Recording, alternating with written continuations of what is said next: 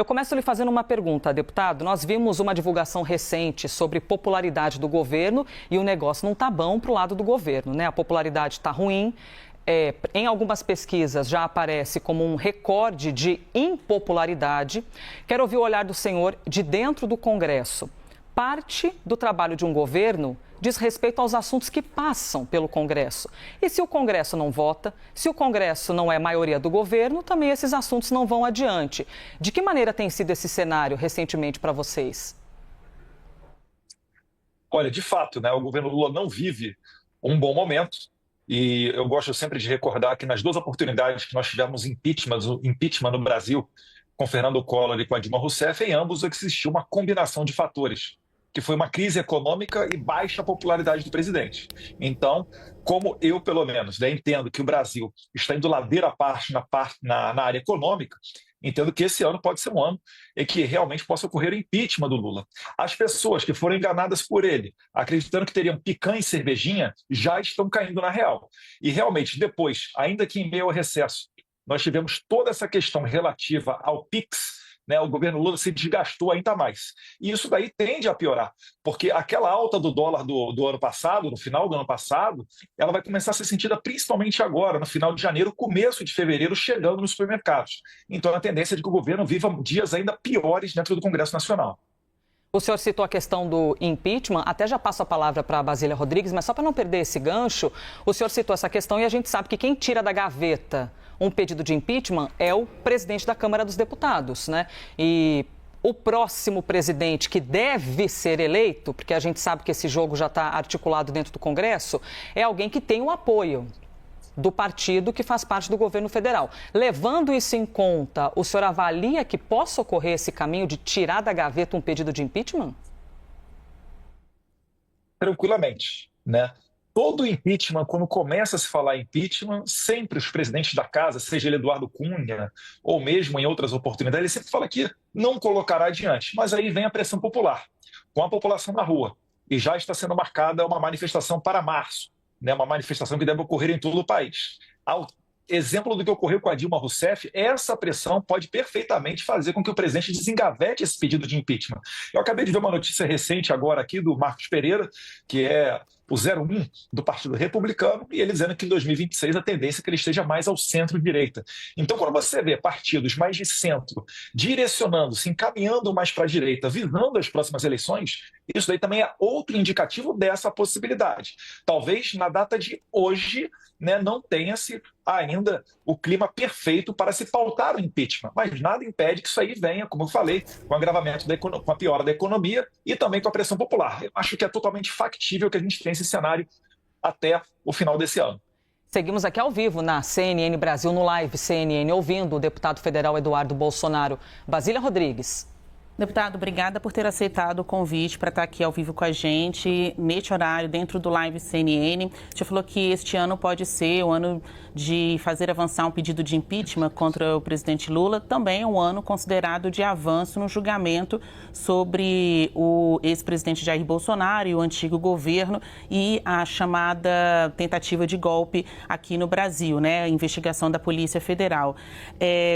Levando em consideração esses movimentos, eu queria saber qual a expectativa do senhor para as eleições de 2026, sendo que o senhor foi até apontado pelo seu pai e por outros interlocutores da política como um possível candidato à presidência da República. O senhor acha que este é o seu futuro? Obrigado pela pergunta, Basília, bem pertinente. Deixa eu primeiro só contextualizar. O presidente Jair Bolsonaro ele falou numa entrevista sobre eventuais nomes. Na verdade, ele foi perguntado pela entrevistadora, né, sobre eventuais nomes para concorrer em 2026, caso ele não fosse concorrer. Ele não falou que vou apoiar fulano ou ciclano ou Eduardo ou qualquer outra pessoa. Ele segue sendo o nosso candidato.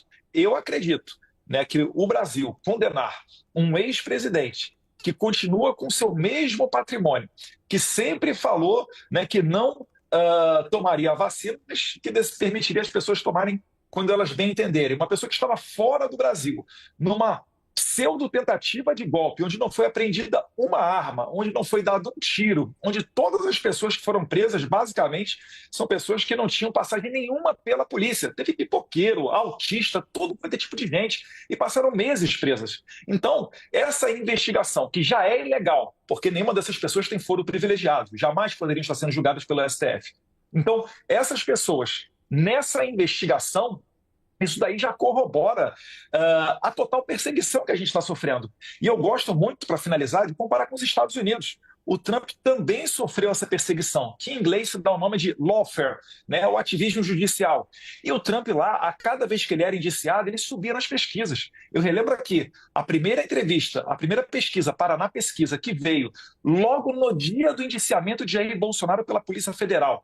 E essa pesquisa continuou nos 2 dias subsequentes. Essa pesquisa, pela primeira vez, colocou Bolsonaro à frente de Lula quase fora da margem de erro. Ou seja, aconteceu nos Estados Unidos. E eu, como acompanhei nos Estados Unidos, eu praticamente estou tendo um déjà vu aqui no Brasil. Essa perseguição, até determinado ponto, né, ela é até positiva do ponto de vista político.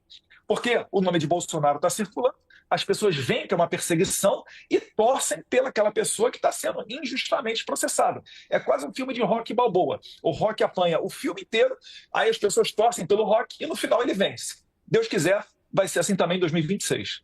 Mas se ele seguir inelegível, o senhor pode ser o candidato?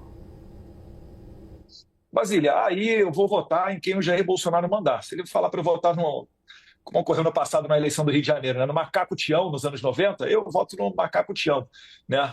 Saiu candidato lá no Rio de Janeiro na eleição para prefeito no início dos anos 90. O deputado, então, respondeu que votará em quem Jair Bolsonaro disser, mas não respondeu que poderia ser o senhor mesmo. Mas deixamos aqui no ar, né? Deixamos aqui no ar e... Eu fico feliz com a menção do meu pai. Eu acho que eu também estou passando por um processo de amadurecimento. Sou muito diferente daquele primeiro Eduardo Bolsonaro, que foi eleito lá em 2014. A Câmara ela vai dando esse traquejo para a gente. Eu costumo até dizer que nenhuma universidade dá esse traquejo. Vocês que acompanham o dia a dia do Congresso sabem, né, que esse conhecimento político não é ensinado em nenhuma universidade. Então, fico muito feliz. E também aproveito aqui esse ensejo, né, pleiteando a presidência da Comissão de Relações Exteriores e Defesa Nacional, porque eu acredito que ali é um local importante para a gente ter, né, levantadas as bandeiras da oposição nesse ano de 2025. E essa comissão, já vou passar para a Clarissa, desculpa, hein, gente, é porque nós estamos aqui com o deputado que a gente sente vontade de fazer várias perguntas, mas a gente vai rodando, já te passo aqui, Clary. Mas essa comissão, então, de relações internacionais que o senhor cita, tem a ver também com o senhor ter uma proximidade com assuntos internacionais, e imagino que o senhor saiba onde eu quero chegar, Donald Trump e toda a conexão que vocês têm com esse carimbo internacional de Estados Unidos aí, ou seja, alguma intimidade que o senhor já esteja tendo com questões internacionais? Com certeza. Eu relembro que depois de ter sido o deputado federal mais votado da história do Brasil na eleição de 2018, eu, subsequentemente, na sequência, eu presidi a Comissão de Relações Exteriores e Defesa Nacional. Modéstia à parte, eu sou provavelmente o parlamentar mais conhecido fora do Brasil, tenho contatos na Argentina, na Hungria, na Espanha, em Portugal, México, Estados Unidos. Então, acho que isso daí me credencia bastante para essa posição. E a gente vai viver um momento diferente, sim, por conta do novo governo Trump. A gente acabou de ver a sabatina, onde foi aprovado o nome de Robert Kennedy Jr. para o Ministério da Saúde. Ele que é o inimigo 01 da chamada Big Pharma, do lobby das farmacêuticas nos Estados Unidos, e promete fazer, por exemplo, uma reavaliação da pandemia. Se nós olharmos, Isabel e Elisa, a recente declaração do Tedros Adhanom, que é o diretor-geral da OMS, onde ele diz que a Organização Mundial da Saúde não obrigou ninguém a tomar vacina e nem utilizar máscara, o Tedros ele está preparando para, em maio agora de 2025, talvez ser assinado um grande tratado internacional onde serão previstas medidas prévias às futuras pandemias. Então, o que está sendo discutido no âmbito da OMS são quais as orientações ou talvez até qual poder coercitivo terá a OMS para com outros governos. E aí eu pergunto para as pessoas, você vota em alguém da OMS? Você saberia para quem reclamar caso a OMS decrete algo que seja contrário à sua vontade? Certamente que não. Agora, esse tratado internacional, o início do processo dele no Brasil, para ele ser validado, começa pela Comissão de Relações Exteriores e Defesa Nacional. E essa é a comissão que eu estou pleiteando uma vaga, para ser presidente dela e ter o chamado poder de agenda, para decretar a pauta dessa comissão. Isso só para falar em um dos assuntos, né, de relevância que podem passar pela chamada CREDEM esse ano. Então, é claro que o cenário político do Brasil está bastante agitado, e como vimos nas palavras do deputado Eduardo Bolsonaro, há muitos desafios à frente, tanto para o governo quanto para a oposição. Ele destacou que, mesmo com a situação atual do governo, a pressão popular e as questões econômicas podem fazer com que mudanças significativas aconteçam ainda este ano.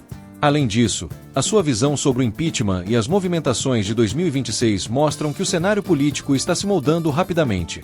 E para você, qual será o próximo passo do governo Lula e da oposição? Será que estamos realmente diante de um ano de grandes mudanças? Deixe sua opinião nos comentários, pois adoramos saber o que você pensa. Se você curtiu esse conteúdo, não se esqueça de deixar o seu like e se inscrever no canal para não perder as atualizações sobre o que está acontecendo no Brasil e no Congresso.